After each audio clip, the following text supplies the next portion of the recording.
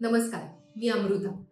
1 ते 3 वयोगटातल्या मुलांबरोबर चिकू पिकूचे अंक कसे वापरायचे हे आपण आज बघणार आहोत। इतक्या छोट्या पिल्लुल्या मुलांना आपण जशीच्या तशी गोष्ट वाचून दाखवू शकणार नाही, पण त्यावेळी चित्रांचा मात्र भरपूर उपयोग करता येईल।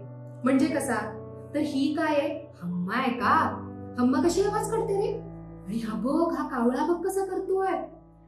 असं जेव्हा चित्र दाखवत, खास करून जेवताना जेव्हा आपण अशा गप्पा मारतो तेव्हा मुलांना ते नक्की आवडतं। आपण आधी गोष्ट वाचली तर मुलांच्या वयोगटानुसार त्यांना आवडेल अशी छोटी छोटी वाक्य करून चित्र दाखवत आपल्याला गोष्ट सांगता येऊ शकते। म्हणजे कसं, एक की नाही चांदोबा होता आणि त्या चांदोबाला झोका खेळायचा होता, पण झोका धरायला त्याच्याकडे हातच नव्हते।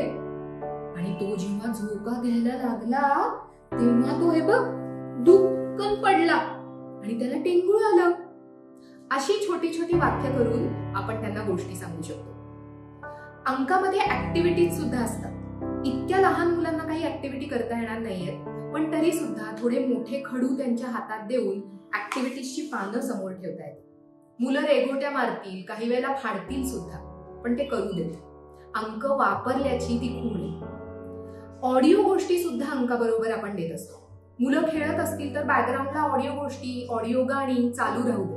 मुलांच्या कानावर शब्द पडतात आणि नकळत ते गाणी म्हणायला सुद्धा लागतात। इतक्या छोट्या मुलांना की नाही ऍक्शन बरोबर गाणं म्हणायला आवडतं। म्हणजे माझ्या बोटात जादू आहे बघा बघा बघा, असं गाणं जेव्हा आपण त्यांच्या बरोबर म्हणतो तेव्हा त्यांना मजा येते। आणि 2-3 वर्षाच्या मुलांना तर गाणी हळूहळू पाठ सुद्धा होतात। चिकू पिकू मध्ये मुद्दाम अशी बडबड गीतं आम्ही देत असतो, त्याचा सुद्धा नक्की वापर करून घेता येईल। मुलांना जेवण भरवताना नक्की अंकातल्या गाण्यांचा, गोष्टींचा, चित्रांचा वापर करता येईल। म्हणजे स्क्रीन दाखवत जेवण्यापेक्षा पुस्तक दाखवत जेवण भरवणं सोपं होणार आहे। तसंच रात्री झोपताना सुद्धा जेव्हा आपण अंधार करतो आणि मुलांना जवळ घेऊन झोपवतो तेव्हा ऑडिओ गोष्टी ऑन केल्या तर झोपवणं सोपं होणार आहे।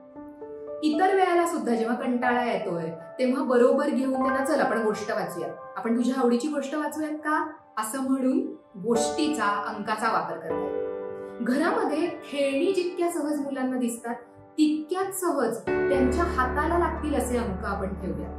ही लहान मुलं कदाचित अंक फाडतील सुद्धा, चुरगळतील सुद्धा, पण त्यांना ते करू दे, कारण तो त्यांचा अंक।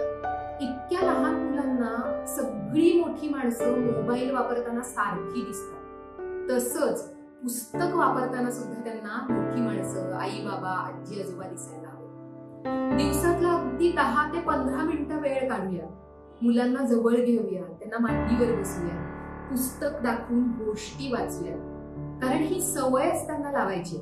आणि कुठलीही सवय लागण्यासाठी थोडा आधी हळू वेळ द्यावा लागणार आहे आणि तेव्हा जाऊनच मूल स्वतः येईल आणि म्हणेल मला ही गोष्ट वाचून दाखवशील। त्यामुळे दिवसातला फक्त 10 ते 15 मिनिटं चिकू पिकूचा हा टाइम आपल्या मुलांबरोबर नक्की घालूया। अंकाच्या सबस्क्रिप्शन बरोबरच ऑडिओ स्टोरीजच्या ऍपचं सबस्क्रिप्शन सुद्धा तुम्हाला मिळालेलं आहे। आयफोन आणि अँड्रॉइड दोन्हीवर ते अवेलेबल आहे, त्यामुळे मोबाईलमध्ये हा ऍप नक्की डाउनलोड करा। अंकातल्या सगळ्या गोष्टी ऍपमध्ये आहेच, याशिवाय अकबर बिरबल असेल, तेनालीराम असेल, रामायण असतील, लोककथा असतील, अशा वेगवेगळ्या 365 गोष्टी सुद्धा या ऍपमध्ये आहेत। त्यामुळे स्क्रीन टाइम कमी करायला, झोपताना, जेवताना, अगदी कधीही मुलांना हवं तेव्हा आणि हव्या त्या गोष्टी ऐकता येणार आहेत। गोष्ट लावायची आणि फोन बाजूला ठेवायचा। त्यामुळे अंक मुलांबरोबर नक्की वापरा, गोष्टी ऐका। तुम्हाला काय आवडतंय, मुलांना काय आवडतंय, अंक कसे वाटतात, गोष्टी कशा वाटतात हे आम्हाला नक्की कळवा। धन्यवाद।